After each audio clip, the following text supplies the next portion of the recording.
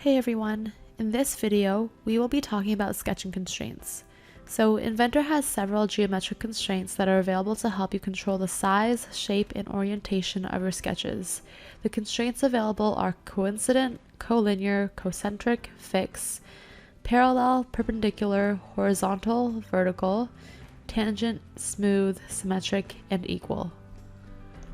One important tool is the dimension tool, which you can use to give dimensional constraints or measurements to control the size and position of your sketches.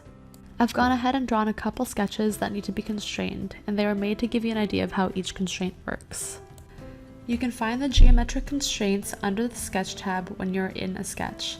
In the ribbon just off center to the right, you will find the dimension tool along with the rest of the constraint tools. The first constraint we will use is the coincident constraint. This is used to constrain a point to another geometry.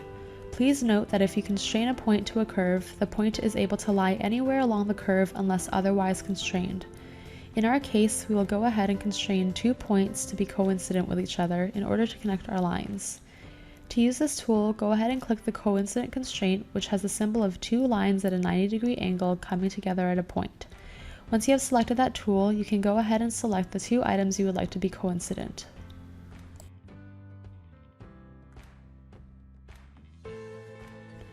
The next constraint we will use is the tangent constraint. This constraint is used to make one curve tangential to another. In our case, we will use this to make our straight lines tangential to the arc. Let's go ahead and click the tangent constraint, then we can select the 2 items we would like to be tangential.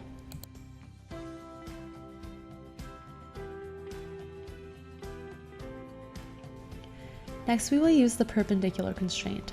This constraint has the symbol of 2 lines perpendicular to one another, and as the name suggests, it will constrain 2 curves to be perpendicular. We will use this tool to constrain the 2 straight lines in our sketch to lie at a 90-degree angle from one another. Moving on to our next shape, we will use the parallel and equal constraint. These 2 constraints have similar symbols, where the parallel constraint is the button with the black and red parallel lines on a diagonal, and the equal constraint is the button with a red equal sign. First, we will use the equal constraint to make sure that the opposing lines in our shape will be the same size. You can see that we gave a dimension of 50 millimeters to one side of the shape. When we apply the equal constraint to the rest of the shape, everything will snap to make sure that dimension still holds. We can then use the equal constraint to make sure that our circles are the same size.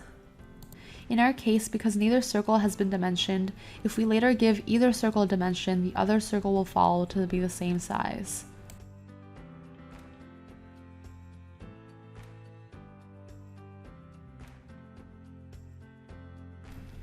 The next constraint is the concentric constraint, which gives ellipses, arcs, or circles the same center point.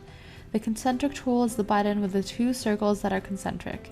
As before, click on that tool, then click on the 2 items that you want to be concentric.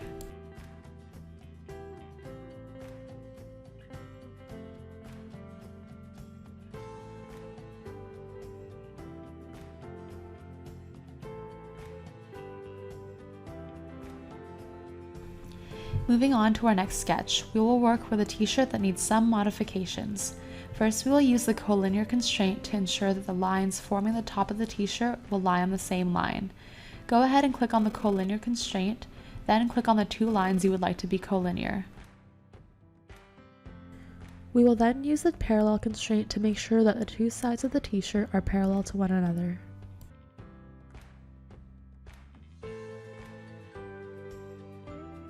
We can then go ahead and use the equal constraint to ensure both sides of the t-shirt are the same size.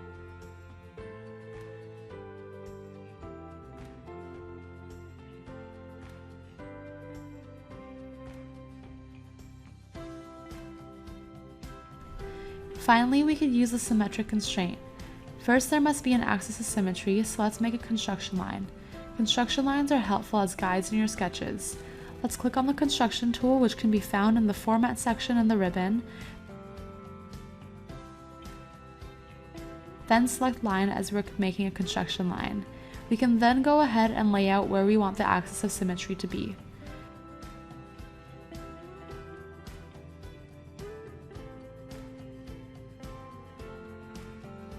Then select the symmetric constraint and then the two items that you would like to be symmetric. Finally, choose the axis of symmetry.